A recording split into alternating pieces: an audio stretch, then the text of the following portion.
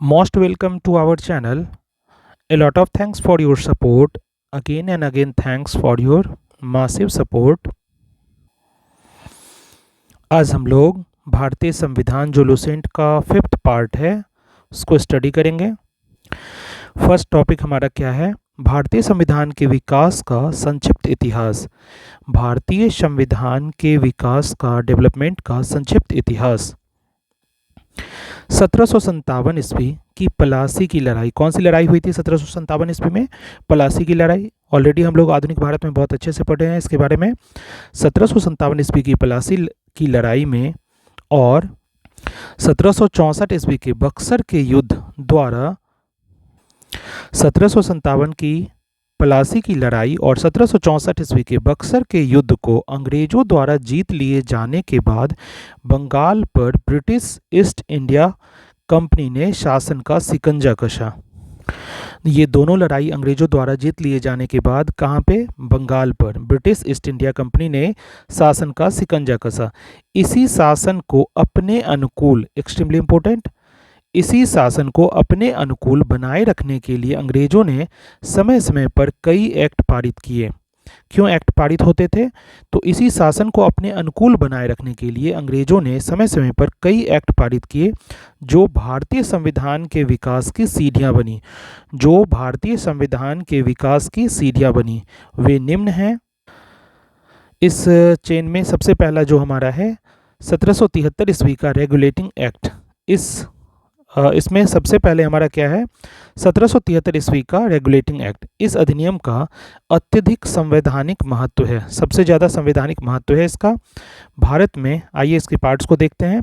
भारत में east India company के कार्यों को नियमित और नियंत्रित करने की दिशा में ब्रिटिश सरकार द्वारा उठाया गया यह पहला कदम था। ये फर्स्ट स्टेप था। भारत में ईस्ट इंडिया कंपनी के कार्यों को नियमित और नियंत्रित करने की दिशा में ब्रिटिश सरकार द्वारा उठाया गया यह पहला कदम था।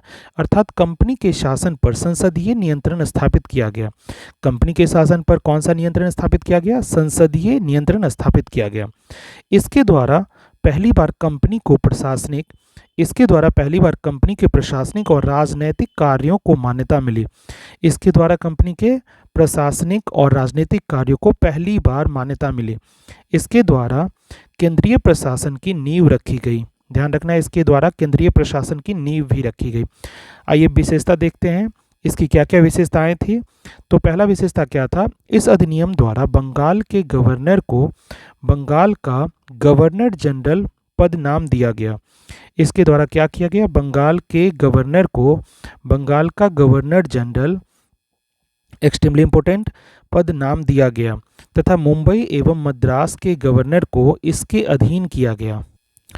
इस अधिनियम के द्वारा बंगाल के गवर्नर को बंगाल का गवर्नर जनरल पद नाम दिया गया तथा मुंबई एवं मद्रास के गवर्नर को इसके अधीन कर दिया गया। किस गवर्नर के अधीन? तो बंगाल के गवर्नर जनरल के अधीन कर दिया गया मुंबई और मद्रास के गवर्नर को।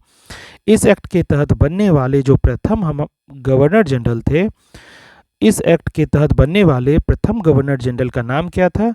Lord Warren Hastings. इस अधिनियम या इस एक्ट के तहत बनने वाले प्रथम गवर्नर जनरल का नाम क्या था? Lord Warren Hastings. Lord Warren Hastings.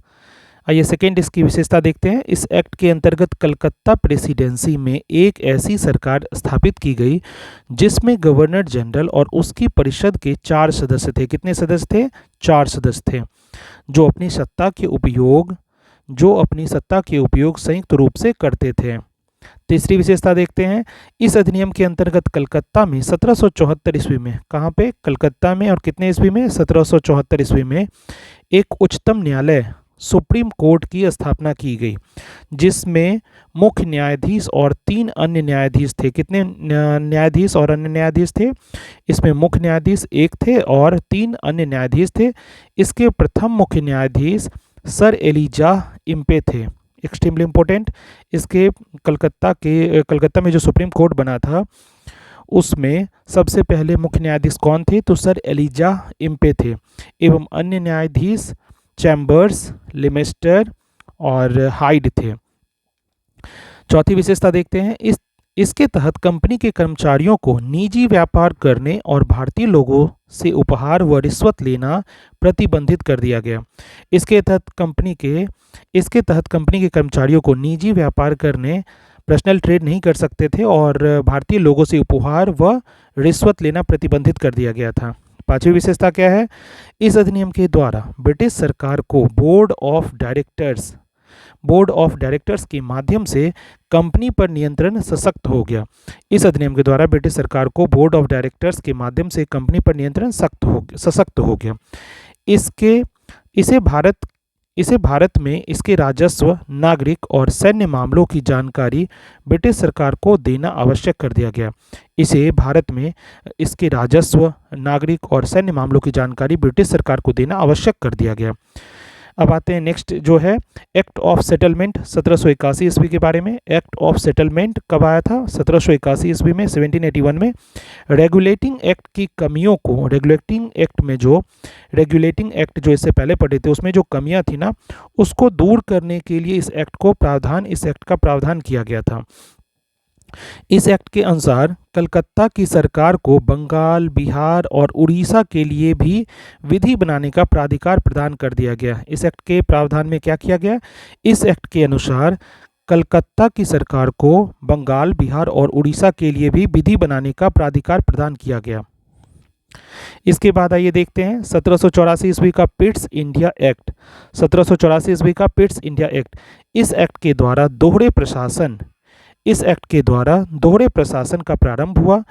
First में क्या है? बोर्ड ऑफ डायरेक्टर्स व्यापारिक मामलों के लिए और बोर्ड ऑफ कंट्रोलर राजनीतिक मामलों के लिए। तो 1784 ईस्वी का जो पिट्स इंडिया एक्ट है, इस एक्ट के द्वारा दोहरे प्रशासन, ध्यान रखना है, दोहरे प्रशासन का प्रारंभ हुआ। पहला क्या था? बोर्ड ऑफ डायरेक्टर्स और दूसरा था board of controller. Board of directors जो है व्यापारिक मामलों के लिए और बोर्ड ऑफ कंट्रोलर राजनीतिक मामलों के लिए। 1793 ईस्वी का इसके बाद है चार्टर अधिनियम। इसके बाद क्या है? 1793 ईस्वी का चार्टर अधिनियम। इसके द्वारा नियंत्रण बोर्ड के सदस्यों और कर्मचारियों के वेतन आदि को भारतीय राजस्व में देने की व्यवस्था की गई। इसके द्वारा क्या किया गया? 1793 ईस्वी का चार्टर अधिनियम से इसके द्वारा नियंत्रण बोर्ड के सदस्यों तथा कर्मचारियों के वेतन आदि को भारतीय राजस्व में से देने की व्यवस्था की गई। इसके बाद है 1813 ईस्वी का चार्टर अधिनियम। इस अधिनियम की मुख्य विशेषता कौन कौन सी है ये देखते हैं। 1813 ईस्वी का चार्टर अधिनियम, इस अधिनियम की मुख्य विशेषता देखते हैं। पहला विशेषता क्या था? कंपनी के अधिकार पत्र को 20 वर्षों के लिए बढ़ा दिया गया। एक्सट्रीमली इंपॉर्टेंट, ये सबसे पहली बार हुआ था। 1813 ईस्वी का चार्टर अधिनियम में क्या हुआ था, क्या क्या विशेषता थी? तो पहला विशेषता था कि कंपनी के अधिकार पत्र को 20 वर्षों के लिए, कितने वर्षों के लिए? 20 वर्षों के लिए बढ़ा दिया गया। दूसरी विशेषता क्या थी? कंपनी के भारत के साथ व्यापार करने के एकाधिकार को छीन लिया गया। कंपनी के भारत के साथ व्यापार करने के एकाधिकार को छीन लिया गया, किंतु उसे चीन के साथ व्यापार एवं पूर्वी देशों के साथ चाय के व्यापार के संबंध में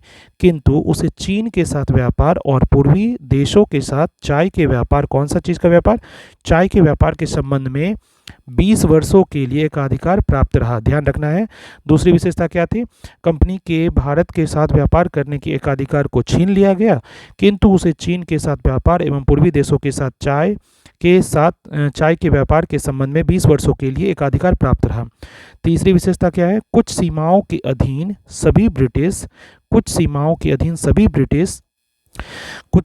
अधीन सभी ब्रिटिश नागरिकों के लिए भारत के साथ व्यापार खोल दिया गया। अब चौथी विशेषता देखते हैं। 1813 ईस्वी से पहले ईसाई पादरियों को भारत में आने की आज्ञा नहीं थी, परंतु 1813 ईस्वी के अधिनियम के द्वारा ईसाई पादरियों को आज्ञा प्राप्त करके भारत में आने की सुविधा मिल गई। एक्सट्रीमली इंपॉर्टेंट, 1813 ईस्वी से पहले जो था ईसाई पादरियों को भारत में आने की आज्ञा नहीं थी, परंतु 1813 ईस्वी के चार्टर एक्ट के बाद क्या हुआ? परंतु 1813 ईस्वी के अधिनियम के द्वारा ईसाई पादरियों को आज्ञा प्राप्त करके भारत आने की सुविधा मिल गई। इसके बाद जो हम लोग का है 1833 ईस्वी का चार्टर अधिनियम। 1833 ईस्वी का चार्टर अधिनियम, इसकी विशेषता देखते हैं। इस अधिनियम की मुख्य विशेषताएं हैं। पहली विशेषता क्या थी? इसके द्वारा कंपनी के व्यापारिक अधिकार पूर्णतः समाप्त कर दिए गए। इसके द्वारा क्या हुआ, कंपनी के व्यापारिक अधिकार पूर्णतः समाप्त कर दिए गए। दूसरा विशेषता क्या है, अब कंपनी का कार्य ब्रिटिश सरकार की ओर से मात्र भारत का शासन करना रह गया। अब कंपनी का कार्य क्या था, ब्रिटिश सरकार की ओर से मात्र भारत का शासन करना रह गया। दूसरी विशेषता क्या पर है, अब कंपनी का कार्य जो है ब्रिटिश सरकार की ओर से मात्र भारत का शासन करना रह गया। तीसरी विशेषता क्या है, बंगाल के गवर्नर जनरल को भारत का गवर्नर जनरल कहा जाने लगा। एक्सट्रीमली इंपॉर्टेंट, ये कब हुआ था, 1833 ईस्वी में हुआ था। बंगाल के गवर्नर जनरल को भारत का गवर्नर जनरल कहा जाने लगा, ध्यान रखना है। चौथी विशेषता क्या हुई थी, तो बंबई तथा मद्रास के परिषदों की विधि निर्माण शक्तियों को वापस ले लिया गया। बंबई तथा मद्रास की परिषदों की विधि निर्माण शक्तियों को वापस ले लिया गया। पांचवी विशेषता क्या थी, विधिक परामर्श हेतु गवर्नर जनरल की परिषद में विधिक परामर्श हेतु गवर्नर जनरल की परिषद में विधि सदस्य के रूप में चौथे सदस्य को शामिल किया गया। इसके बाद की विशेषता क्या थी, भारत में दास प्रथा को विधि विरुद्ध घोषित कर दिया गया तथा 1843 ईस्वी में उसका उन्मूलन कर दिया गया। एक्सट्रीमली इंपॉर्टेंट, भारत में दास प्रथा को विधि विरुद्ध घोषित कर दिया गया और 1843 ईस्वी में उसका उन्मूलन कर दिया गया। सातवीं विशेषता क्या थी, अधिनियम की धारा 87 के तहत कंपनी के अधीन पद धारण करने के लिए किसी व्यक्ति को धर्म, जन्मस्थान, मूल वंश या रंग के आधार पर अयोग्य न ठहराए जाने का उपबंध किया गया। ये सातवीं विशेषता थी कि अधिनियम की धारा 87, कौन सी धारा अधिनियम की थी, अधिनियम की धारा 87 के तहत कंपनी के अधीन पद धारण करने के लिए किसी व्यक्ति को धर्म, जन्मस्थान, मूल वंश या रंग के आधार पर अयोग्य न ठहराए जाने का उपबंध किया गया, यानी डिस्क्रिमिनेशन को हटाया गया। आठवीं विशेषता क्या थी, गवर्नर जनरल की परिषद को राजस्व के संबंध में पूर्ण अधिकार प्रदान करते हुए गवर्नर जनरल को संपूर्ण देश के लिए एक ही बजट तैयार करने का अधिकार दिया गया। गवर्नर जनरल की परिषद को राजस्व के संबंध में पूर्ण अधिकार प्रदान करते हुए गवर्नर जनरल को संपूर्ण देश के लिए एक ही बजट, ध्यान रखना है, एक ही बजट तैयार करने का अधिकार दिया गया। नौवीं विशेषता क्या थी, भारतीय कानूनों का वर्गीकरण किया गया। भारतीय कानूनों का क्लासिफिकेशन यानी वर्गीकरण किया गया तथा इस कार्य के लिए विधि आयोग की नियुक्ति की व्यवस्था की गई। इसके लिए विधि आयोग की नियुक्ति की व्यवस्था भी की गई। 1834 ईस्वी में लॉर्ड मैकाले की अध्यक्षता में प्रथम विधि आयोग का गठन किया गया। एक्सट्रीमली इंपॉर्टेंट, ध्यान रखना है। इसी अधिनियम के तहत क्या हुआ था, 1834 ईस्वी में लॉर्ड मैकाले किसकी अध्यक्षता में, लॉर्ड मैकाले की अध्यक्षता में प्रथम विधि आयोग का गठन किया गया। आइए अब देखते हैं 1853 ईस्वी का चार्टर अधिनियम। 1853 ईस्वी का चार्टर अधिनियम, इस अधिनियम की मुख्य विशेषता है, इस अधिनियम के द्वारा सेवाओं में नामजदगी का सिद्धांत समाप्त कर कंपनी के महत्वपूर्ण पदों को प्रतियोगी परीक्षाओं के आधार पर भरने की व्यवस्था की गई। इसके लिए 1854 ईस्वी में मैकाले समिति, एक्सट्रीमली इंपॉर्टेंट, मैकाले समिति की नियुक्ति की गई। 1853 ईस्वी का चार्टर अधिनियम, देखते हैं इसकी विशेषता को। तो पहला विशेषता क्या है, इस अधिनियम के द्वारा सेवाओं में नामजदगी का सिद्धांत समाप्त कर कंपनी के महत्वपूर्ण पदों को प्रतियोगी परीक्षा यानी कंपटीशन एग्जामिनेशन के थ्रू के आधार पर भरने की व्यवस्था की गई। इसके लिए 1854 ईस्वी में, कब की बात है, 1854 ईस्वी में मैकाले समिति की नियुक्ति की गई। दूसरी विशेषता क्या थी, इस अधिनियम के द्वारा गवर्नर जनरल की परिषद के विधायी और प्रशासनिक कार्यों को अलग कर दिया गया। इसका दूसरा विशेषता क्या था कि इस अधिनियम के द्वारा गवर्नर जनरल की परिषद के विधायी एवं प्रशासनिक कार्यों को अलग कर दिया गया, सेपरेट कर दिया गया। इसके तहत परिषद में 6 नए पार्षद जोड़े गए और जिन्हें विधान पार्षद कहा गया। इसके तहत क्या किया गया, परिषद में 6 नए पार्षद जोड़े गए जिन्हें विधान पार्षद कहा गया। इसके बाद नेक्स्ट हम लोग देखते हैं 1858 ईस्वी का भारत शासन अधिनियम, एक्सट्रीमली इंपॉर्टेंट। 1858 ईस्वी का ये कब हुआ था, 1857 की जो महान क्रांति हुई थी उसके बाद हुआ था ये। 1858 ईस्वी का भारत शासन अधिनियम, इस अधिनियम की विशेषताएं एक्सट्रीमली इंपॉर्टेंट है, देखते हैं ध्यान से। तो सबसे पहली विशेषता क्या थी? भारत का शासन कंपनी से लेकर ब्रिटिश क्राउन के हाथों में सौंपा गया। एक्सट्रीमली इंपॉर्टेंट है, ध्यान रखेंगे। ये कौन सा भारत शासन अधिनियम था, मतलब किस अधिवेशन या किस भारत शासन अधिनियम के द्वारा कंपनी का जो है शासन जो है, भारत का शासन कंपनी से लेकर ब्रिटिश क्राउन के हाथों में सौंपा गया? तो ये ध्यान रखना है, 1858 ईस्वी की बात है। 1858 ईस्वी का भारत शासन अधिनियम है, जिसमें क्या किया गया? पहली ही विशेषता है कि भारत का शासन जो है कंपनी से लेकर, यानी ब्रिटिश ईस्ट इंडिया कंपनी जो थी उसके हाथ से लेकर ब्रिटिश क्राउन के हाथों में सौंपा गया। दूसरी विशेषता क्या थी? भारत में मंत्रिपरिषद की व्यवस्था की गई। भारत में मंत्रिपरिषद की व्यवस्था की गई। Extremely important, all lines are extremely important. तो ध्यान रखना है कि सेकंड विशेषता क्या थी? भारत में मंत्री पद की व्यवस्था की गई। भारत में मंत्री पद की व्यवस्था की गई। तीसरी विशेषता क्या थी? 15 सदस्यों की भारत परिषद का सृजन हुआ। 15 सदस्यों की भारत परिषद का सृजन हुआ, जिसमें 8 सदस्य ब्रिटिश सरकार द्वारा एवं 7 सदस्य जो है कंपनी के निदेशक मंडल द्वारा। 8 सदस्य जो है ब्रिटिश सरकार द्वारा और 7 सदस्य जो है कंपनी के निदेशक मंडल द्वारा। अब चौथी विशेषता क्या थी? भारतीय मामलों पर ब्रिटिश संसद का सीधा नियंत्रण स्थापित किया गया। भारतीय मामलों पर ब्रिटिश संसद का सीधा नियंत्रण स्थापित किया गया। पांचवी विशेषता देखते हैं, मुगल सम्राट के पद को समाप्त कर दिया गया। ध्यान रखना है, इसी शासन अधिनियम के द्वारा, इसी शासन अधिनियम के द्वारा 1858 ईस्वी वाला जो शासन अधिनियम था, इसी के द्वारा मुगल सम्राट के पद को समाप्त कर दिया गया। और फिर छठी विशेषता क्या है? इस अधिनियम के द्वारा बोर्ड ऑफ डायरेक्टर्स तथा बोर्ड ऑफ कंट्रोल को समाप्त कर दिया। छठी विशेषता क्या पढ़ रहे थे? इस अधिनियम के द्वारा बोर्ड ऑफ डायरेक्टर्स तथा बोर्ड ऑफ कंट्रोल को समाप्त कर दिया गया। जो इससे पहले बना था, इस अधिनियम के द्वारा बोर्ड ऑफ डायरेक्टर्स तथा बोर्ड ऑफ कंट्रोल को समाप्त कर दिया गया। अब सातवीं विशेषता देखते हैं, भारत में शासन संचालन के लिए ब्रिटिश मंत्रिमंडल में एक सदस्य के रूप में भारत के राज्य सचिव, secretary of state for India की नियुक्ति की गई। वह अपने कार्यों के लिए ब्रिटिश संसद के प्रति उत्तरदायी होता था। भारत के प्रशासन पर इसका संपूर्ण नियंत्रण था। उसी का वाक्य अंतिम वाक्य होता था, चाहे वह नीति के विषय में हो या अन्य ब्यौरे के विषय में हो। ध्यान रखना है। आठवां क्या था विशेषता? भारत के गवर्नर जनरल का नाम बदलकर वायसराय कर दिया गया। एक्सट्रीमली इंपॉर्टेंट, भारत के गवर्नर जनरल का नाम बदलकर क्या किया गया? वायसराय कर दिया गया। अतः इस समय के गवर्नर जनरल जो हैं लॉर्ड कैनिंग अंतिम गवर्नर जनरल माने गए एवं प्रथम वायसराय हुए। अतः इस समय के गवर्नर जनरल लॉर्ड कैनिंग जो थे वो अंतिम गवर्नर जनरल एवं प्रथम वायसराय माने जाते हैं। क्यों ऐसा हुआ? क्योंकि आठवीं विशेषता हम लोग पढ़े थे, भारत के गवर्नर जनरल का नाम बदलकर वायसराय कर दिया गया था। तो उस समय में लॉर्ड कैनिंग जो अंतिम गवर्नर थे, तो अंतिम गवर्नर जनरल और प्रथम वायसराय वही माने जाते हैं। ना इसके बाद क्या पढ़ना है? 1861 ईस्वी का भारत परिषद अधिनियम। 1861 ईस्वी का भारत परिषद अधिनियम देखते हैं।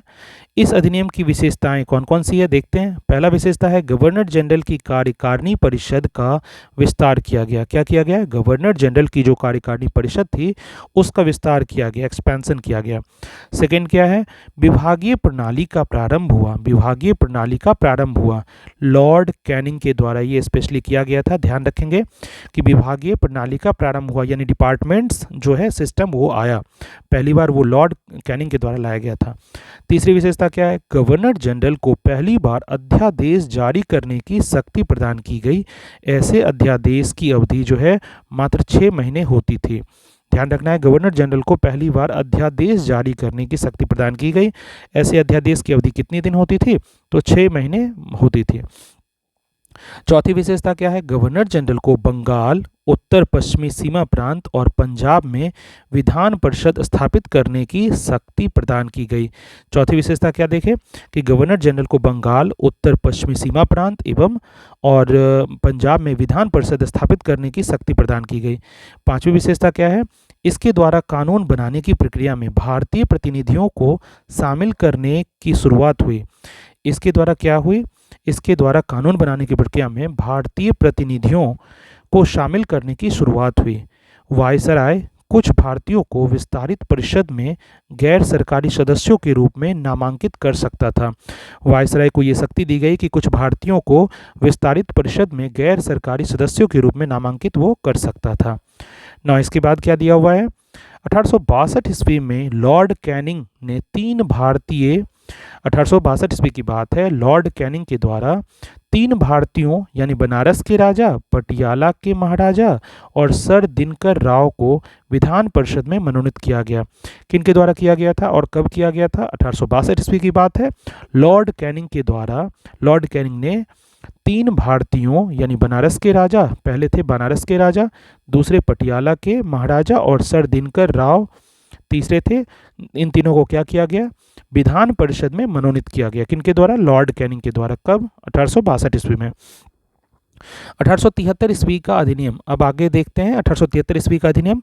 इस अधिनियम द्वारा यह उपबंध किया गया कि ईस्ट इंडिया कंपनी को किसी भी समय भंग किया जा सकता है। एक्सट्रीमली इंपॉर्टेंट, ध्यान रखना है कि 1873 ईस्वी का अधिनियम में यह उपबंध किया गया कि ईस्ट इंडिया कंपनी जो भारत आई थी व्यापार करने के लिए को किसी भी समय भंग किया जा सकता है। 1 जनवरी 1884 ईस्वी को ईस्ट इंडिया कंपनी को औपचारिक रूप से भंग कर दिया गया। और ईस्ट इंडिया कंपनी को कब भंग कर दिया गया?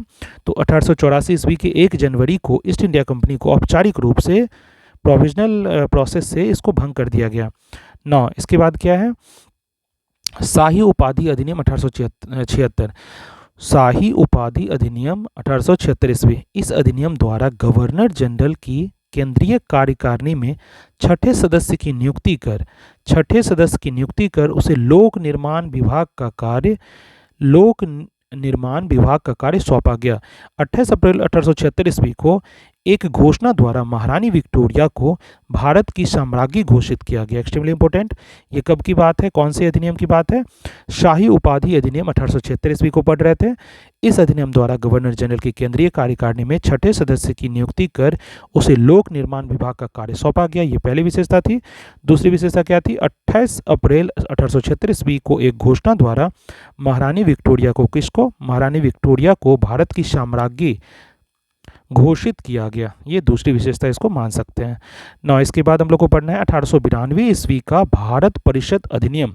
1892 ईस्वी में भारत परिषद अधिनियम आया था। इसके बारे में देखते क्या क्या विशेषता थी। इस अधिनियम की मुख्य विशेषताएं हैं। पहली विशेषता क्या थी? अप्रत्यक्ष चुनाव प्रणाली। अप्रत्यक्ष चुनाव प्रणाली की शुरुआत हुई। अप्रत्यक्ष चुनाव प्रणाली यानी इनडायरेक्ट इलेक्शन प्रोसेस, इसकी शुरुआत हुई थी। अप्रत्यक्ष चुनाव प्रणाली की शुरुआत हुई, पहली ये विशेषता है। दूसरी विशेषता क्या है? इसके द्वारा राजस्व एवं व्यय अथवा बजट पर बहस करने तथा कार्यकारिणी से प्रश्न पूछने की शक्ति दी गई। दूसरी विशेषता क्या है?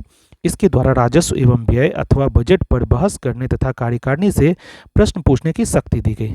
आइए नेक्स्ट देखते हैं 1909 ईस्वी का भारत परिषद अधिनियम। 1909 ईस्वी का एक्सट्रीमली इंपॉर्टेंट है। 1909 ईस्वी का भारत परिषद अधिनियम मॉडले मिंटो सुधार के नाम से जो जाना जाता है, मॉडले मिंटो सुधार के नाम से बहुत फेमस हुआ था। 1909 ईस्वी का भारत परिषद अधिनियम मॉडले मिंटो सुधार, विशेषताएं क्या क्या थी देखते हैं। पहली विशेषता थी कि पहली बार मुस्लिम समुदाय के लिए पृथक प्रतिनिधित्व का उपबंध किया गया।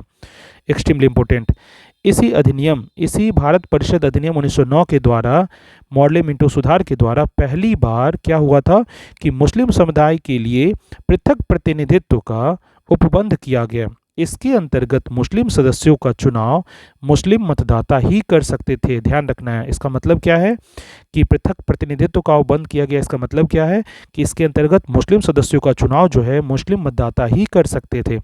भारत सरकार अधिनियम के तहत पहली बार विधायिका में कुछ निर्वाचित प्रतिनिधित्व की मंजूरी भी दी गई थी।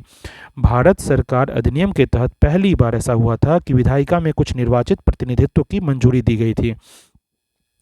इस प्रकार इस अधिनियम ने सांप्रदायिकता को वैधानिकता प्रदान की। इस प्रकार इस अधिनियम ने सांप्रदायिकता को वैधानिकता प्रदान की और लॉर्ड मिंटो को इस प्रकार इस अधिनियम ने सांप्रदायिकता को वैधानिकता प्रदान की और लॉर्ड मिंटो को सांप्रदायिक निर्वाचन के जनक के रूप में जाना गया। किनको जाना गया सांप्रदायिक निर्वाचन के जनक के रूप में? लॉर्ड मिंटो को। एक्सट्रीमली इंपॉर्टेंट लाइन है। लॉर्ड मिंटो को सांप्रदायिक निर्वाचन के जनक के रूप में जाना गया। नौ, इसकी सेकेंड विशेषता क्या थी? भारतीयों को भारत सचिव एवं गवर्नर जनरल की कार्यकारिणी परिषदों में नियुक्ति की गई। सेकेंड विशेषता क्या थी? भारतीयों को भारत सचिव एवं गवर्नर जनरल की कार्यकारिणी परिषदों में नियुक्ति की गई। तीसरी विशेषता क्या थी? केंद्रीय और प्रांतीय विधान परिषदों को पहली बार केंद्रीय और प्रांतीय विधान परिषदों को पहली बार बजट पर क्या चीज़ पर? बजट पर वाद विवाद करने, सार्वजनिक हित के विषयों पर प्रस्ताव पेश करने, पूरक प्रश्न पूछने और मत देने का अधिकार मिला। ध्यान रखना, ये तीसरी विशेषता थी। चौथी विशेषता क्या थी? प्रांतीय विधान परिषदों की संख्या में वृद्धि की गई। प्रांतीय विधान परिषदों की संख्या में वृद्धि की गई। पांचवी विशेषता क्या थी? सत्येंद्र प्रसाद सिन्हा वायसराय की कार्यपालिका परिषद में प्रथम भारतीय सदस्य बने। सत्येंद्र प्रसाद सिन्हा वायसराय की कार्यपालिका परिषद में प्रथम भारतीय सदस्य बने। उन्हें विधि सदस्य बनाया गया। उन्हें कौन सा सदस्य बनाया गया? विधि सदस्य बनाया गया। छठी विशेषता क्या है? इस अधिनियम के तहत presidency corporation, chamber of commerce, विश्वविद्यालयों और जमींदारों के लिए अलग प्रतिनिधित्व का प्रावधान किया गया। इस अधिनियम के तहत presidency corporation, chambers of commerce, विश्वविद्यालयों और जमींदारों के लिए अलग प्रतिनिधित्व का प्रावधान किया गया। ध्यान रखना है।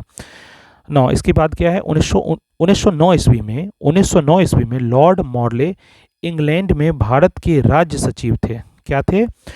लॉर्ड मॉर्ले इंग्लैंड में भारत के राज्य सचिव थे और लॉर्ड मिंटो भारत के वायसराय थे। इसीलिए इस अधिनियम का नाम क्या पड़ा था? ऑलरेडी हम लोग पढ़े हैं इसके बारे में। क्या पड़ा था? मॉर्ले मिंटो सुधार। ये मॉर्ले और मिंटो जो नाम है 1909 ईस्वी का जो भारत परिषद अधिनियम है, मॉर्ले मिंटो सुधार क्यों कहलाता था? क्योंकि उस समय 1909 ईस्वी में लॉर्ड मॉर्ले इंग्लैंड में भारत के राज्य सचिव थे और लॉर्ड मिंटो भारत के वायसराय थे। आप इसको ऐसे याद रख सकते हैं। सचिव को आप एस से या सेक्रेटेरिएट या एस से आप लिख सकते हैं। वायसराय को आप वाई से लिख सकते हैं या भी से लिख सकते हैं। तो एस के बाद ही तो भी आएगा, तो आप एस को पहले रखेंगे, भी को बाद में रखेंगे। तो मॉर्ले इसीलिए पहले है, उसके बाद मिंटो को रखा गया, मॉर्ले मिंटो सुधार। इस तरह से आप इसको याद रख सकते हैं। 9, दूसरी बात क्या थी? भारत में ब्रिटेन के सभी संवैधानिक प्रयोगों में से सबसे कम समय तक चलने वाला अधिनियम जो है 1909 का भारत परिषद अधिनियम था। Extremely important. भारत में ब्रिटेन के सभी जो संवैधानिक प्रयोग किए गए, एक्सपेरिमेंट किए जा रहे थे, भारत में ब्रिटेन के सभी जो एक्सपेरिमेंट यानी संवैधानिक प्रयोग किए गए में से सबसे कम समय तक चलने वाला जो अधिनियम है 1909 ईस्वी का ही संविधान अधिनियम था। 1909 ईस्वी का ही भारत परिषद अधिनियम था जो सबसे कम समय तक चला था। 9, इसके बाद हम लोग को देखना है 1919 ईस्वी का भारत शासन अधिनियम। 1919 ईस्वी का भारत शासन अधिनियम, मॉन्टेग्यू चेम्सफोर्ड सुधार। इस अधिनियम की मुख्य विशेषता, ये जो मॉन्टेग्यू चेम्सफोर्ड सुधार है, इसको भी आप ऐसे याद रख सकते हैं कि उस समय सचिव होंगे मॉन्टेग्यू और वायसराय, या वाई से आप वायसराय याद रखिए या भी से वायसराय, जो भी आप बोलिए। तो एस के बाद ही भी आता है या वाई आता है। तो मॉन्टेग्यू चेम्सफोर्ड सुधार इसका नाम इसलिए पड़ा कि उस समय वायसराय जो होंगे चेम्सफोर्ड होंगे और मॉन्टेग्यू जो होंगे सचिव होंगे। तो ऐसे आप याद रख सकते हैं। 9, तो 1919 ईस्वी का भारत शासन अधिनियम मॉन्टेग्यू चेम्सफोर्ड सुधार जो है, इस अधिनियम की मुख्य विशेषता देखते हैं। पहली विशेषता क्या थी? तो केंद्र में द्विसदनात्मक विधायिका की स्थापना की गई। Extremely important. केंद्र में क्या किया गया था? केंद्र में द्विसदनात्मक विधायिका की स्थापना की गई थी। कब किया गया था ऐसा?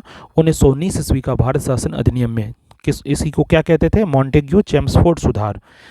इसमें क्या हुआ था कि केंद्र में द्विसदनात्मक विधायिका की स्थापना की गई, यानी प्रथम राज्य परिषद तथा दूसरी केंद्रीय विधानसभा, यानी राज्य परिषद और दूसरी क्या थी? केंद्रीय विधानसभा। राज्य परिषद के सदस्यों की संख्या जो थी 60 थी। कितनी थी? 60। राज्य परिषद के सदस्यों की संख्या 60 थी, जिसमें 34 निर्वाचित होते थे और उनका कार्यकाल 5 वर्षों का होता था। केंद्रीय विधानसभा के सदस्यों की संख्या 144 थी, जिसमें 104 निर्वाचित थे और 40 मनोनीत होते थे। इनका कार्यकाल इनका कार्यकाल 3 वर्षों का था। दोनों सदनों के अधिकार समान थे, दोनों सदनों का अधिकार समान था। इसमें सिर्फ एक अंतर था। कौन सा अंतर था देखते हैं कि बजट पर स्वीकृति प्रदान करने का अधिकार निचले सदन को था। ध्यान रखना है, बजट पर स्वीकृति प्रदान करने का जो अधिकार है वो निचले सदन को था। आइए दूसरी विशेषता देखते हैं। प्रांतों में द्वैध शासन प्रणाली का प्रवर्तन किया गया। Extremely important. प्रांतों में द्वैध शासन, ये कब की बात हो रही है? 1919 का जो भारत शासन अधिनियम था, 1919 का जो भारत शासन अधिनियम था जिसको मॉन्टेग्यू चेम्सफोर्ड सुधार कहते थे, उसी की बात हो रही है। सेकेंड, इसकी विशेषता क्या थी? प्रांतों में द्वैध शासन प्रणाली का प्रवर्तन किया गया। द्वैध शासन प्रणाली का प्रवर्तन किया गया। प्रांतों में द्वैध शासन के जनक किनको कहा जाता है? लियोनस कॉर्टियस को। लियोनस कॉर्टियस को कहा जाता है। प्रांतों में द्वैध शासन के जनक के रूप में कौन जाने जाते हैं? लियोनस कॉर्टियस थे। तीसरी विशेषता क्या थी? इस योजना के अनुसार प्रांतीय विषयों को 2 उपवर्गों में विभाजित किया गया। प्रांतीय विषय को 2 उपवर्गों में विभाजित किया गया। एक विषय था आरक्षित और दूसरा था हस्तांतरित या अंतरित। एक था आरक्षित, दूसरा था हस्तांतरित। अब देखते हैं दोनों में डिफरेंस क्या था। आरक्षित विषय जो थे वित्त, भूमि कर, अकाल सहायता, न्याय, पुलिस, पेंशन, आपराधिक जनजातियां, छापाखाना, समाचार पत्र, सिंचाई, जलमार्ग, खान कारखाना, बिजली, गैस, बॉयलर, श्रमिक कल्याण, औद्योगिक विवाद, मोटर गाड़ियाँ, छोटे बंदरगाह और सार्वजनिक सेवाएं आदि, ये जो थे आरक्षित विषय थे। और दूसरा क्या था? हस्तांतरित विषय। उसमें क्या क्या आता था देखते हैं। शिक्षा है, पुस्तकालय है, संग्रहालय, स्थानीय स्वायत्त शासन, चिकित्सा सहायता, सार्वजनिक निर्माण विभाग, आबकारी उद्योग, तौल तथा माप, सार्वजनिक मनोरंजन पर नियंत्रण, धार्मिक एवं अग्रहार दान आदि। आरक्षित विषयों का प्रशासन गवर्नर और उसकी कार्यकारिणी परिषद के माध्यम से किया जाना था। Extremely important. आरक्षित जितने सारे भी विषय थे उसका प्रशासन गवर्नर और उसकी कार्यकारिणी परिषद के माध्यम से किया जाना था। जबकि हस्तांतरित जो सब्जेक्ट थे, हस्तांतरित यानी ट्रांसफर जो सब्जेक्ट थे, हस्तांतरित विषयों का प्रशासन गवर्नर द्वारा विधान परिषद के प्रति उत्तरदायी मंत्रियों की सहायता से किया जाना था। ध्यान रखना है। इस द्वैध शासन प्रणाली को 1935 ईस्वी के एक्ट द्वारा समाप्त कर दिया गया। स्टार्ट तो हुआ 1919 ईस्वी में, अभी जस्ट पढ़े, और खत्म कब कर दिया, समाप्त कब किया गया? तो इस द्वैध शासन प्रणाली को 1935 ईस्वी के एक्ट द्वारा समाप्त भी कर दिया गया। एक्सट्रीमली इंपॉर्टेंट है। स्टार्ट हुआ था 1919 ईस्वी में मॉन्टेग्यू चेम्सफोर्ड सुधार से और 1935 ईस्वी के एक्ट के द्वारा समाप्त कर दिया गया। चौथी विशेषता देखते हैं। भारत सचिव को अधिकार दिया गया कि वह भारत में महालेखा परीक्षक की नियुक्ति कर सकता है। ध्यान रखना है, भारत सचिव को यह अधिकार दिया गया कि वो भारत में महालेखा परीक्षक की नियुक्ति कर सकता है। इस अधिनियम ने भारत में एक लोक सेवा आयोग के गठन का प्रावधान किया। अतः 1926 ईस्वी में ली आयोग, एक्सट्रीमली इंपॉर्टेंट, अतः 1926 ईस्वी में ली आयोग जो 1923 से 24 की सिफारिश पर सिविल सेवकों की भर्ती के लिए केंद्रीय लोक सेवा आयोग का गठन किया गया। ध्यान रखना है, अतः 1926 ईस्वी में ली आयोग, कौन सा आयोग था? ली आयोग था कि सिफारिश पर सिविल सेवकों की भर्ती के लिए केंद्रीय लोक सेवा आयोग का गठन किया गया। ना इसके बाद विशेषता क्या है? छठी विशेषता क्या है? तो इस अधिनियम के अनुसार वायसराय की कार्यकारी परिषद में 6 सदस्यों में से 3 सदस्यों का भारतीय होना आवश्यक था। इस अधिनियम के अनुसार वायसराय की कार्यकारी परिषद में 6 सदस्यों में से 3 सदस्यों का भारतीय होना आवश्यक था। कमांडर इन चीफ को छोड़कर, ध्यान रखना है, कमांडर इन चीफ को छोड़कर बताया गया है। सातवीं विशेषता क्या था? इसने सांप्रदायिक आधार पर सिखों, भारतीय ईसाइयों, आंग्ल भारतीयों और यूरोपियों के लिए पृथक निर्वाचन के सिद्धांत को विस्तारित कर दिया। इसने सांप्रदायिक आधार पर सिखों, भारतीय ईसाइयों, आंग्ल भारतीयों और यूरोपियों के लिए भी पृथक निर्वाचन के सिद्धांत को विस्तारित कर दिया। आठवीं विशेषता क्या है? इसमें पहली बार केंद्रीय बजट को राज्यों के बजट से अलग कर दिया गया। Extremely important. इसमें पहली बार क्या किया गया? इसमें पहली बार केंद्रीय बजट को राज्यों के बजट से अलग कर दिया गया। नौवीं विशेषता क्या है? इसके अंतर्गत एक वैधानिक आयोग का गठन किया गया जिसका कार्य 10 वर्ष बाद जांच करने के बाद अपनी रिपोर्ट प्रस्तुत करना था। इसके अंतर्गत एक वैधानिक आयोग का भी गठन किया गया जिसका कार्य 10 वर्ष बाद जांच करने के बाद अपनी रिपोर्ट जो है प्रस्तुत करना था। 10वां विशेषता क्या था? इस अधिनियम में केंद्रीय विधानसभा में वायसराय के अध्यादेश जारी करने की शक्तियों को निम्न रूप से बनाए रखा गया। कैसे? तो कुछ विषयों से संबंधित, पहला है कुछ विषयों से संबंधित विधेयकों को विचारार्थ प्रस्तुत करने के लिए उसकी पूर्व अनुमति आवश्यक थी। दूसरा क्या है कि उसे भारतीय विधानसभा द्वारा पारित किसी भी विधेयक को वीटो करने या सम्राट के विचार के लिए आरक्षित करने की शक्ति थी। तीसरा क्या है? उसे यह शक्ति थी कि विधानमंडल द्वारा नामंजूर किए गए या पारित न किए गए किसी विधेयक या अनुदान को प्रमाणित कर दे, तो ऐसे प्रमाणित विधेयक विधानमंडलों द्वारा पारित विधेयक के समान हो जाते थे। और चौथा पॉइंट क्या था? वह आपात स्थिति में अध्यादेश बना सकता था, इमरजेंसी के सिचुएशन में अध्यादेश बना सकता था जिनका अस्थायी अवधि के लिए विधिक प्रभाव होता था। ये सब ध्यान रखना है। 9 मॉन्टेग्यू चेम्सफोर्ड सुधार, जो अभी पढ़ रहे थे, मॉन्टेग्यू चेम्सफोर्ड सुधार, भारत शासन अधिनियम 1919 द्वारा भारत में पहली बार महिलाओं को वोट देने का अधिकार मिला। भारत में पहली बार ऐसा हुआ कि महिलाओं को वोट देने का अधिकार मिला। किनको? महिलाओं को वोट देने का, इलेक्शन में पार्टिसिपेट करने का अधिकार मिला। उस समय इंग्लैंड का प्रधानमंत्री लॉयड जॉर्ज था। ध्यान रखना है। मॉन्टेग्यू चेम्सफोर्ड सुधार यानी भारत शासन अधिनियम 1919 ईस्वी द्वारा भारत में पहली बार महिलाओं को वोट देने का अधिकार मिला। उस समय इंग्लैंड का प्रधानमंत्री लॉयड जॉर्ज था। अब है हमारा 1935 ईस्वी का भारत शासन अधिनियम, एक्सट्रीमली इंपॉर्टेंट। 1935 ईस्वी का भारत शासन अधिनियम, यह साइमन कमीशन की रिपोर्ट पर आधारित था। किस रिपोर्ट से आधारित था? यह साइमन कमीशन की रिपोर्ट पर आधारित था। 1935 ईस्वी के अधिनियम में 321 अनुच्छेद, कितने अनुच्छेद थे? 321 अनुच्छेद और 10 अनुसूचियां थी। Extremely important. 1935 ईस्वी के अधिनियम में 321 अनुच्छेद और 10 अनुसूचियां थी। इस अधिनियम की मुख्य विशेषताएं इस प्रकार है। पहली विशेषता देखते हैं, अखिल भारतीय संघ। पहली विशेषता क्या है? अखिल भारतीय संघ। यह संघ 11 ब्रिटिश प्रांतों, 6 चीफ कमिश्नर के क्षेत्रों और उन देशी रियासतों से मिलकर बनना था जो स्वेच्छा से संघ में सम्मिलित हों। प्रांतों के लिए संघ में सम्मिलित होना अनिवार्य था, किंतु देशी रियासतों के लिए यह ऐच्छिक था। किनके लिए ऐच्छिक था? देशी रियासतों के लिए यह ऐच्छिक था। देशी रियासतें संघ में सम्मिलित नहीं हुई और प्रस्तावित संघ की स्थापना संबंधी घोषणा पत्र जारी करने का अवसर ही नहीं आया। ना इसके बाद दूसरी विशेषता क्या है इस अधिनियम का? तो प्रांतीय स्वायत्तता। इस अधिनियम के द्वारा प्रांतों में द्वैध शासन व्यवस्था का अंत कर उन्हें एक स्वतंत्र और स्वशासित संवैधानिक आधार प्रदान किया गया। एक्सट्रीमली इंपॉर्टेंट, ध्यान रखना है। ये चालू कब हुआ था? 1919 ईस्वी में, और समाप्त कब किया गया? 1935 ईस्वी में।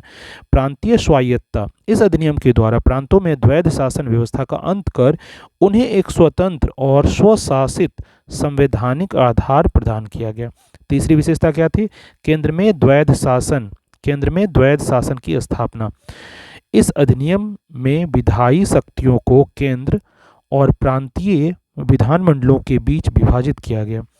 इस अधिनियम में विधायी शक्तियों को केंद्र और प्रांतीय विधानमंडलों के बीच विभाजित किया गया। इसके तहत परिसंघ सूची, प्रांतीय सूची एवं समवर्ती सूची का निर्माण किया गया। इसी के अंतर्गत कौन कौन सी सूची बनी? परिसंघ सूची, प्रांतीय सूची और समवर्ती सूची का निर्माण किया गया। पहला क्या है? परिसंघ सूची। परिसंघ सूची के विषयों पर परिसंघ विधानमंडल को विधान बनाने की अनन्य शक्ति थी। परिसंघ सूची के विषयों पर परिसंघ विधानमंडल को विधान बनाने की अनन्य शक्ति थी। इस सूची में विदेशी कार्य, करेंसी और मुद्रा, सेना, वायुसेना, जनगणना जैसे विषय शामिल थे। दूसरी सूची कौन सी थी? प्रांतीय सूची के विषयों पर प्रांतीय विधानमंडलों की अनन्य अधिकारिता थी, यानी इस सूची में वर्णित विषयों पर प्रांतीय विधानमंडल को कानून बनाने का अधिकार था। प्रांतीय सूची के कुछ विषय थे पुलिस, प्रांतीय लोकसभा और शिक्षा। नौ, तीसरा क्या है?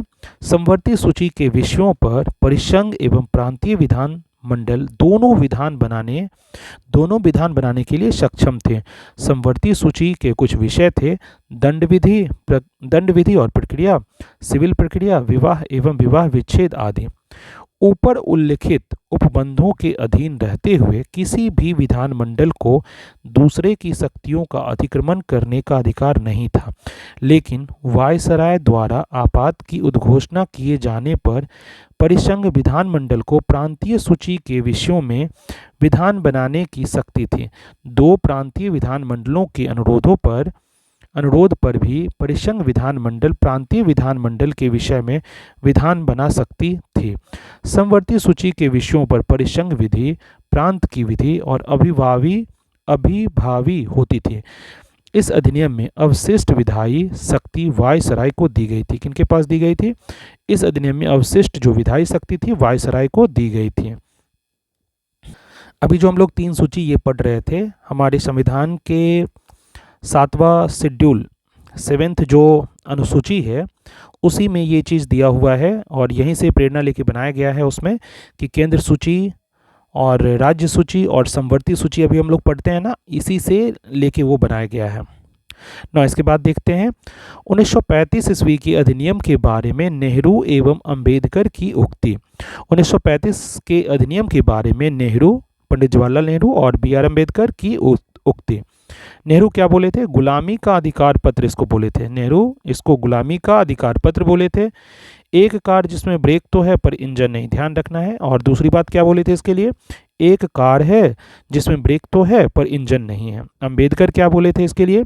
मुझे इस आरोप के संबंध में कोई क्षमा नहीं मांगनी है कि संविधान के प्रारूप में गवर्नमेंट ऑफ इंडिया एक्ट 1935 के बड़े भाग को पुनः उत्पादित कर दिया गया है।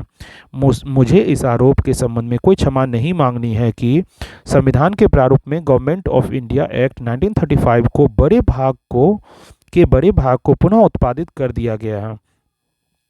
चौथी विशेषता के बारे में देखते हैं। 1935 की शासन अधिनियम भारतीय शासन अधिनियम 1935 की चौथी विशेषता देखते हैं। संघीय न्यायालय की व्यवस्था। इसका अधिकार क्षेत्र प्रांतों और रियासतों तक विस्तृत था। इस न्यायालय में एक मुख्य न्यायाधीश तथा 2 अन्य न्यायाधीश की व्यवस्था की गई थी। न्यायालय से संबंधित अंतिम शक्ति जो है प्रीवी काउंसिल लंदन को प्राप्त थी। ध्यान रखना है, न्यायालय से संबंधित अंतिम शक्ति जो है फाइनल पावर किसके पास है? प्रीवी काउंसिल लंदन को प्राप्त थी ना। इसके बाद 5वीं विशेषता क्या है? ब्रिटिश संसद की सर्वोच्चता। इस अधिनियम में किसी भी प्रकार के परिवर्तन के अधिकार ब्रिटिश संसद के पास थी। इस अधिनियम में किसी भी प्रकार का जो परिवर्तन करना है उसका अधिकार किसके पास है? ब्रिटिश संसद के पास था। प्रांतीय विधानमंडल और संघीय व्यवस्थापिका इसमें किसी प्रकार का परिवर्तन नहीं कर सकते थे। प्रांतीय विधानमंडल और संघीय व्यवस्थापिका जो है इसमें किसी प्रकार का परिवर्तन नहीं कर सकते थे। छठी विशेषता जो है वह भारत परिषद का अंत। इस अधिनियम के द्वारा भारत परिषद का अंत कर दिया गया। ध्यान रखना है, इस अधिनियम के द्वारा क्या किया गया? भारत परिषद का अंत कर दिया गया। सांप्रदायिक निर्वाचन। 7वीं विशेषता जो है सांप्रदायिक निर्वाचन पद्धति का विस्तार। 7वां विशेषता क्या है? सांप्रदायिक निर्वाचन पद्धति का विस्तार। संघीय तथा प्रांतीय व्यवस्थापिकाओं में विभिन्न संप्रदायों को प्रतिनिधित्व देने के लिए सांप्रदायिक निर्वाचन पद्धति को जारी रखा गया और उसका विस्तार दलित जातियों, महिलाओं और मजदूर वर्ग तक किया गया। 8वीं विशेषता क्या है? इस अधिनियम में प्रस्तावना का अभाव था। 9वीं विशेषता क्या है? इसके द्वारा वर्मा को भारत से अलग कर दिया गया। इसके द्वारा म्यांमार बर्मा देश को भारत से अलग कर दिया गया। अदन को इंग्लैंड के औपनिवेशिक कार्यालय के अधीन कर दिया गया और बरार को मध्य प्रांत में शामिल कर लिया गया। इसके द्वारा बर्मा को इसके द्वारा बर्मा को भारत से अलग कर दिया गया, अदन को इंग्लैंड के औपनिवेशिक कार्यालय के अधीन कर दिया गया और बरार को मध्य प्रांत में शामिल कर लिया गया। 10वीं विशेषता क्या था? इसके अंतर्गत देश की मुद्रा और शाख पर नियंत्रण के लिए भारतीय रिजर्व बैंक की स्थापना की गई। Extremely important. इसके अंतर्गत भारत की यानी देश की मुद्रा और शाख पर नियंत्रण के लिए इसके अंतर्गत देश की मुद्रा और शाख पर नियंत्रण करने के लिए भारतीय रिजर्व बैंक ऑफ इंडिया की स्थापना की गई। इसके बाद जो 11वीं विशेषता है वो क्या है? इसने मताधिकार का विस्तार किया। इसने क्या किया? मताधिकार का विस्तार किया। लगभग 10% जनसंख्या को मताधिकार मिल गया। लगभग 10% जनसंख्या को मत अधिकार मिल गया।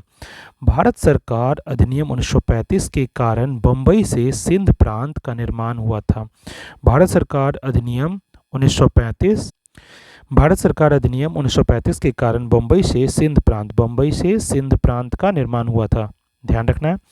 नौ इसके बाद है लास्ट हमारा 1947 का भारतीय स्वतंत्रता अधिनियम। 1947 ईस्वी का भारतीय स्वतंत्रता अधिनियम 1947 ईस्वी का। ब्रिटिश संसद में 4 जुलाई 1947 को भारतीय स्वतंत्रता अधिनियम प्रस्तावित किया गया। कब की बात है? ब्रिटिश संसद में 4 जुलाई 1947 ईस्वी को भारतीय स्वतंत्रता अधिनियम प्रस्तावित किया गया, जो 18 जुलाई 1947 ईस्वी को स्वीकृत हो गया। इस अधिनियम में 20 धाराएं थी। इस अधिनियम में कितनी धाराएं थी? 20 धाराएं थी। इस अधिनियम के प्रमुख प्रावधान निम्न हैं। इसकी विशेषताएं प्रमुख क्या है वो देखते हैं। इस अधिनियम के प्रमुख प्रावधान जो है निम्नलिखित हैं। 2 अधिराज्यों की स्थापना। सबसे पहला है 2 अधिराज्यों की स्थापना। 15 अगस्त 1947 ईस्वी को भारत एवं पाकिस्तान 15 अगस्त 1947 ईस्वी को भारत एवं पाकिस्तान नामक 2 अधिराज्य बना दिए जाएंगे और उनको ब्रिटिश सरकार सत्ता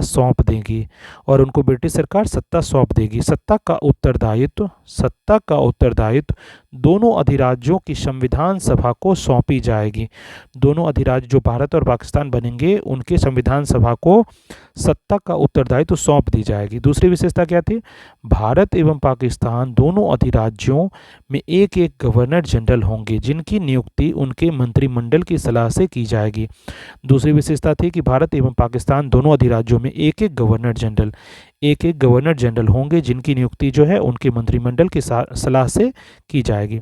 तीसरी विशेषता क्या है? तीसरी विशेषता है संविधान सभा का विधानमंडल के रूप में कार्य करना। जब तक संविधान सभाएं संविधान का निर्माण नहीं कर लेती तब तक वे विधानमंडल के रूप में कार्य करती रहेंगी। तीसरी विशेषता क्या थी? इंपॉर्टेंट विशेषता तीसरी क्या थी? संविधान सभा का विधानमंडल के रूप में कार्य करना। संविधान सभा जो है वो विधानमंडल के रूप में कार्य करेगी। जब तक संविधान सभाएं संविधान का निर्माण नहीं कर लेती तब तक वे विधानमंडल के रूप में कार्य करती रहेंगे। चौथी विशेषता क्या थी? भारत मंत्री के पद समाप्त कर दिए जाएंगे। पांचवी विशेषता क्या थी? 1935 के भारतीय शासन अधिनियम द्वारा शासन जब तक संविधान सभा द्वारा नया संविधान बनाकर तैयार नहीं किया जाता है तब तक उस समय 1935 के भारतीय शासन अधिनियम द्वारा ही शासन होगा। पांचवी विशेषता के बारे में पढ़ रहे थे। 1935 के भारतीय शासन अधिनियम द्वारा शासन जब तक संविधान सभा द्वारा नया संविधान बनाकर तैयार नहीं किया जाता है तब तक उस समय 1935 के भारतीय शासन अधिनियम द्वारा ही शासन होगा। छठी विशेषता क्या थी? देशी रियासतों पर ब्रिटेन की सर्वोपरिता का अंत कर दिया गया। देशी रियासतों पर प्रिंसली स्टेट जो हमारे देश में थे उन पर ब्रिटेन की सर्वोपरिता का अंत कर दिया गया। उनको भारत या पाकिस्तान किसी भी अधिराज्य में सम्मिलित होने और अपने भावी संबंधों का निश्चय करने की स्वतंत्रता प्रदान की गई। उनको भारत या पाकिस्तान किसी भी अधिराज्य में सम्मिलित होने और अपने भावी संबंधों का निश्चय करने की स्वतंत्रता प्रदान की गई। सातवीं विशेषता क्या है? इस अधिनियम के अधीन भारत डोमिनियन को सिंध, बलूचिस्तान, पश्चिमी पंजाब, पूर्वी बंगाल, पश्चिमोत्तर सीमा प्रांत और असम के सिलहट जिले को छोड़कर भारत का शेष राज्य क्षेत्र मिल गया। इस अधिनियम के अधीन भारत डोमिनियन को सिंध, बलूचिस्तान, पश्चिमी पंजाब, पूर्वी बंगाल, पश्चिमोत्तर सीमा प्रांत और असम के सिलहट जिले को छोड़कर भारत का शेष राज्य क्षेत्र मिल गया। सिलहट जिले के बारे में देखते हैं। सिलहट जिले ने भारतीय स्वतंत्रता अधिनियम 1947 ईस्वी के प्रवृत्त होने के पूर्व जनमत संग्रह में पाकिस्तान के पक्ष में मत दिया था। सिलहट जिले ने भारतीय स्वतंत्रता अधिनियम 1947 ईस्वी के प्रवृत्त होने के पूर्व जनमत संग्रह जो हुआ था उसमें पाकिस्तान के पक्ष में मत दिया था, ध्यान रखना है। ये तो हमारा फर्स्ट टॉपिक था। 9 अब आगे आइए चलते हैं सेकेंड टॉपिक पे। सेकेंड टॉपिक क्या है भारतीय संविधान का? भारतीय संविधान सभा। भारतीय संविधान सभा, आइए इसके बारे में देखते हैं। कैबिनेट मिशन की संस्तुतियां, कौन सा मिशन? कैबिनेट मिशन की संस्तुतियों के आधार पर भारतीय संविधान की निर्माण करने वाली संविधान सभा का गठन जुलाई 1946 ईस्वी में किया गया। कैबिनेट मिशन की संस्तुतियों के आधार पर, क्या चीज़ के आधार पर? कैबिनेट मिशन की संस्तुतियों के आधार पर भारतीय संविधान की निर्माण करने वाली संविधान सभा जो है का गठन कब हुआ था? जुलाई 1946 ईस्वी में किया गया था। कैबिनेट मिशन के सदस्य जो हैं sir Stafford Cripps, lord Pethick Lawrence और A.B. अलेक्जेंडर थे। कौन कौन सदस्य थे? कैबिनेट मिशन के 3 सदस्य थे, सर स्टेफोर्ड क्रिप्स, दूसरे कौन थे? लॉर्ड पैथिक लॉरेंस और तीसरे थे A.B. अलेक्जेंडर। ध्यान रखना एक्सट्रीमली इंपॉर्टेंट है। भारत के लिए संविधान सभा की रचना हेतु संविधान सभा का विचार सर्वप्रथम स्वराज पार्टी ने 1924 ईस्वी में प्रस्तुत किया था। भारत के लिए संविधान सभा की रचना हेतु संविधान सभा का विचार जो है सर्वप्रथम किसने? तो स्वराज पार्टी ने 1924 ईस्वी में। कब किया गया था? 1924 ईस्वी में। भारत के लिए संविधान सभा की रचना हेतु संविधान सभा का जो विचार है पहली बार थिंक कौन किया था? तो सर्वप्रथम स्वराज पार्टी ने 1924 ईस्वी में प्रस्तुत किया था। स्वराज पार्टी के बारे में आपको कमेंट करना है कि ये किन के द्वारा बनाया गया था। ऑलरेडी हम लोग ये डिस्कस कर चुके हैं आधुनिक भारत में। 9 इसके बाद क्या है? संविधान सभा के सदस्यों की कुल संख्या 389 निश्चित की गई थी, जिनमें 292 जो है ब्रिटिश प्रांतों के प्रतिनिधि, 4 चीफ कमिश्नर क्षेत्रों के प्रतिनिधि एवं 93 जो है देसी रियासतों के प्रतिनिधि थे। तो संविधान सभा के सदस्यों की कुल संख्या कितना निश्चित की गई थी? 389, जिसमें 292 यानी 292 ब्रिटिश प्रांतों के प्रतिनिधि थे, 4 जो हैं चीफ कमिश्नर क्षेत्रों के प्रतिनिधि एवं 93 जो है 93 देशी रियासतों यानी प्रिंसली स्टेट्स के प्रतिनिधि थे।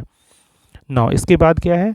मिशन योजना के अनुसार, कौन सी योजना थी? मिशन योजना के अनुसार जुलाई 1946 ईस्वी में संविधान सभा का चुनाव हुआ। मिशन योजना के अनुसार जुलाई 1946 ईस्वी में संविधान सभा का चुनाव हुआ। कुल 389 सदस्यों में से प्रांतों के लिए निर्धारित जो 296 सदस्यों के लिए चुनाव हुए, जिन्हें विभिन्न प्रांतों की विधानसभाओं द्वारा चुना गया। इनमें कांग्रेस को 208, मुस्लिम लीग को 73 स्थान और 15 जो है अन्य दलों के तथा स्वतंत्र उम्मीदवार निर्वाचित हुए। मुस्लिम लीग के कितने थे? 73, कांग्रेस के कितने थे? 208 और 15 जो हैं अन्य दलों के तथा स्वतंत्र उम्मीदवार निर्वाचित हुए। 9 दिसंबर 1946 ईस्वी को संविधान सभा की प्रथम बैठक नई दिल्ली स्थित काउंसिल चैम्बर के पुस्तकालय भवन में हुई। Extremely important. 9 दिसंबर 1946 ईस्वी को संविधान सभा की प्रथम बैठक संविधान सभा की कहाँ हुई थी और कब हुई थी? संविधान सभा की प्रथम बैठक जो है 9 दिसंबर 1946 ईस्वी को हुई थी। संविधान सभा की प्रथम बैठक कहाँ हुई थी? तो नई दिल्ली स्थित काउंसिल चैम्बर के पुस्तकालय यानी लाइब्रेरी में, नई दिल्ली के काउंसिल चैम्बर के पुस्तकालय यानी लाइब्रेरी भवन में हुई थी। सभा के सबसे बुजुर्ग सदस्य, सभा में सबसे जो एजेड वरिष्ठ नागरिक यानी सबसे बुजुर्ग सदस्य कौन थे? डॉक्टर सच्चिदानंद सिन्हा को सभा का अस्थायी, ध्यान रखना है, टेम्पररी अध्यक्ष चुना गया। सभा के सबसे बुजुर्ग सदस्य जो थे उस समय डॉक्टर सच्चिदानंद सिन्हा थे। इनको सभा का अस्थायी अध्यक्ष चुना गया था। अस्थायी, ध्यान रखना है, अस्थायी अध्यक्ष चुना गया था। मुस्लिम लीग ने इस बैठक का बहिष्कार किया था और पाकिस्तान के लिए बिल्कुल अलग संविधान सभा की मांग प्रारंभ कर दी।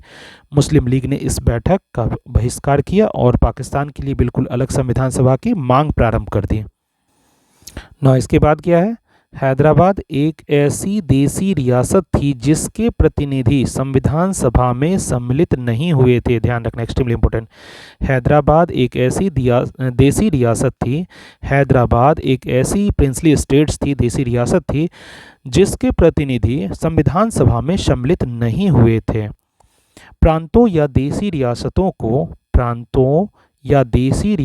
को उनकी जनसंख्या के अनुपात में, क्या चीज़ के अनुपात में, उनकी जनसंख्या के अनुपात में संविधान सभा में प्रतिनिधित्व दिया गया था। प्रांतों या देसी रियासतों को उनकी जनसंख्या के अनुपात में संविधान सभा में प्रतिनिधित्व दिया गया था। साधारणतः 10 लाख की आबादी पर एक स्थान का आवंटन किया गया था। ध्यान रखना है, साधारण रूप से अगर देखा जाए जनरली 10 लाख की आबादी पर एक स्थान को 10 लाख की आबादी पर एक स्थान का आवंटन किया गया। ना इसके बाद क्या है, प्रांतों का प्रतिनिधित्व मुख्यतः 3 प्रमुख समुदायों की जनसंख्या के आधार पर विभाजित किया गया था। वे समुदाय कौन कौन से थे? मुस्लिम, सिख एवं साधारण। प्रांतों का प्रतिनिधित्व जो है मुख्यतः 3 प्रमुख समुदायों की जनसंख्या के आधार पर विभाजित किया गया था। जो कौन कौन से थे? ये समुदाय थे मुस्लिम, पहला था मुस्लिम, दूसरा था सिख और तीसरा था साधारण। ना इसके बाद क्या है, एक चार्ट दिया हुआ है, देखते हैं। संविधान सभा की प्रमुख समितियां एवं उनके अध्यक्ष, संविधान सभा की प्रमुख समितियां एवं उनके अध्यक्ष। पहला क्या है, संचालन समिति। संचालन समिति के अध्यक्ष कौन थे? Doctor Rajendra Prasad. Extremely important chart है, आपको लर्न रखना है सारा। संचालन समिति के अध्यक्ष कौन थे? संचालन समिति के अध्यक्ष थे डॉक्टर राजेंद्र प्रसाद। संघीय संविधान समिति, इसके अध्यक्ष कौन थे? पंडित जवाहरलाल नेहरू। प्रांतीय संविधान समिति, इसके अध्यक्ष थे सरदार वल्लभ भाई पटेल। प्रारूप समिति के अध्यक्ष कौन थे? डॉक्टर भीमराव अंबेडकर। संघ शक्ति समिति, इसके अध्यक्ष कौन थे? पंडित जवाहरलाल नेहरू। मौलिक अधिकारों एवं अल्पसंख्यकों एवं जनजातियों तथा बहिष्कृत क्षेत्रों के लिए सलाहकार समिति, इसके अध्यक्ष कौन थे? सरदार वल्लभ भाई पटेल। राष्ट्रध्वज संबंधी तदर्थ समिति, राष्ट्रध्वज संबंधी तदर्थ समिति के अध्यक्ष कौन थे? डॉक्टर राजेंद्र प्रसाद। प्रक्रिया नियम समिति, डॉक्टर राजेंद्र प्रसाद इसके अध्यक्ष थे। प्रक्रिया नियम समिति, इसके अध्यक्ष कौन थे? डॉक्टर राजेंद्र प्रसाद। 9 मौलिक अधिकारों, अल्पसंख्यकों एवं जनजातियों तथा बहिष्कृत क्षेत्रों के लिए सलाहकार समिति के अंतर्गत 5 उप समितियां थीं। मौलिक अधिकारों, अल्पसंख्यकों एवं जनजातियों तथा बहिष्कृत क्षेत्रों के लिए सलाहकार समिति के अंतर्गत कितने थे? 5 उप समितियां थी। पहला कौन सा समिति थी? मौलिक अधिकार उप समिति, इसके अध्यक्ष कौन थे? जेबी कृपलानी।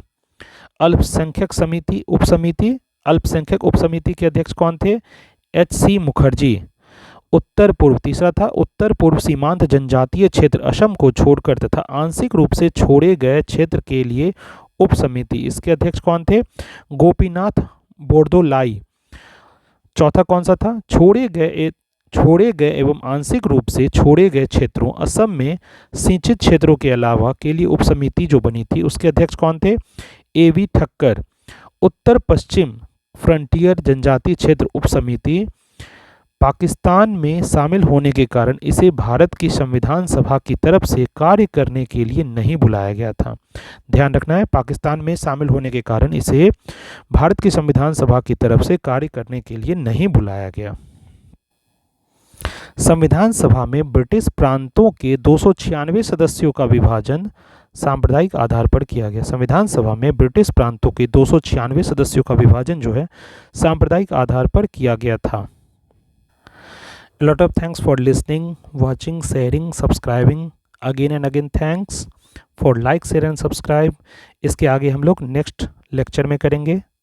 थैंक्स।